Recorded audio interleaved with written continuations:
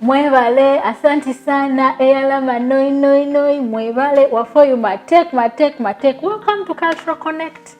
My name is Sharon Chisache and today I'll be taking you through culture. Today in studio, I'm so excited to have Mr. Daniel Mumbere all the way from the Rwenzori region.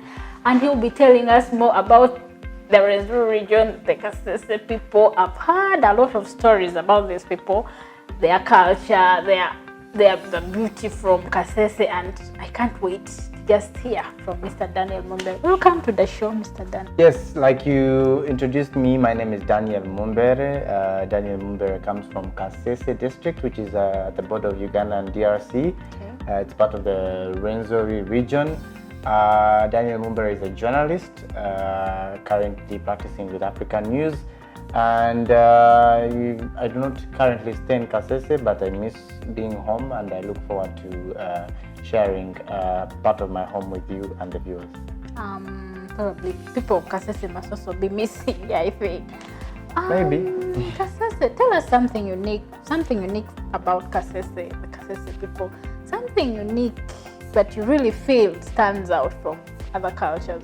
First of all, I would like to say Kasese is one of the most beautiful places in the world. It's a very rich place. Really? From the snow-capped mountains, the equator, we have the Salt Lake, we have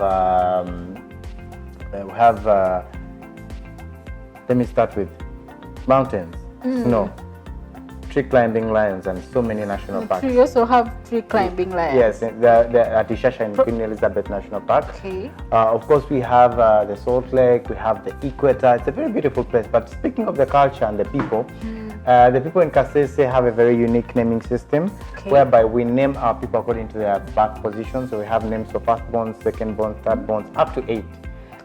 So for example, myself, I'm Daniel Mumbere. Mumbere is a name that is reserved for firstborn males.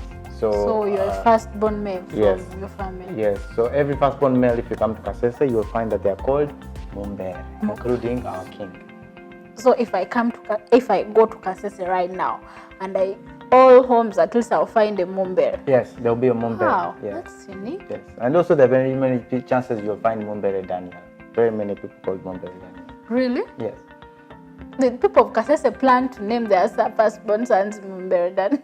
No, it's Mumbere, but Daniel is also a common name. So Mumbere is dictated by culture, but also many parents desire to name their children Daniel. So you find there's a coincidence. There are very many Mumbere Daniels. Okay. Wow, that must be really unique. So if the secondborns also have the same names? Oh yes, the secondborn, this time let me use the female since we already used the male. Secondborns we are called Bira. So Bira, Mavira, Kavira. This is a name that is reserved for second-born female. If you're a second-born and you're a girl, you're called Bira or Kavira or Mavira. But that's the name for. Is it Mavira from Mavira? The forest? No, it's not the forest. The forest has its own name. We don't know. I don't know the story of Mavira, but for us it's Bira. It's Bira. It means second-born female. Second-born female. Yes. Wow, I think that's unique.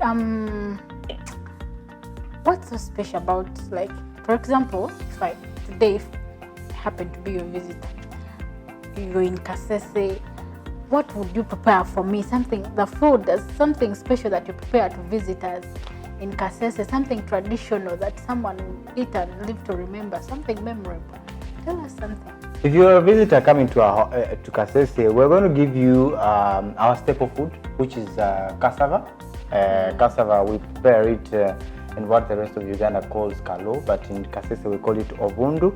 And this is what we prepare for our special visitors. We're going to introduce you to our food, which is ovundu. And because you're a visitor, we'll prepare it with chicken. We'll chase the chicken around the compound, get one for you, and then slaughter it, and you'll have ovundu with the chicken. So that would be the special meal. But as for us, a typical household in Kasese, we have ovundu every day for supper. Ovundu, that's a must. It's a must, yeah. Like traditionally. Yes, we can supplement it with some other things, but it must be there. Wow. So probably if someone comes visits your home, you expect to be eating obundu every evening for supper. Yes. The only difference will be that when you come as a visitor, we'll eat it with chicken. But for us, we will eat it every day. The sauce can change. It can be with meat, can be with beans, can be with cassava leaves, or what we call sombe. But when a visitor comes, then we'll have it with chicken. How do they prepare this obundu? The obundu comes from the cassava. The cassava, if you harvest it when it's raw, it's fresh. We dry it, pound it to make it powder, and then when it's time to cook the meal, you'll boil the water and then pour the powder into it and mingle until it is a paste. Should I call it a paste? Like a cake. Yeah, but now a cassava cake. And then it's hard. It's hard, then you eat it. Some people prefer it very hard, some people prefer it very soft, but the process is the same. If you want it harder, you put a lot more powder in it, but if you want soft, then the process is still the same. Okay. Fine. So how does it make you strong? Can I have a handshake and see? Are you people from Kasese very strong, eh? Because you eat this obundu, eh? Yes, cassava is starch, so definitely it makes us strong because we have it every day. So we are having carbohydrates and starch every day, so that could explain why people in Kasese are repeatedly strong.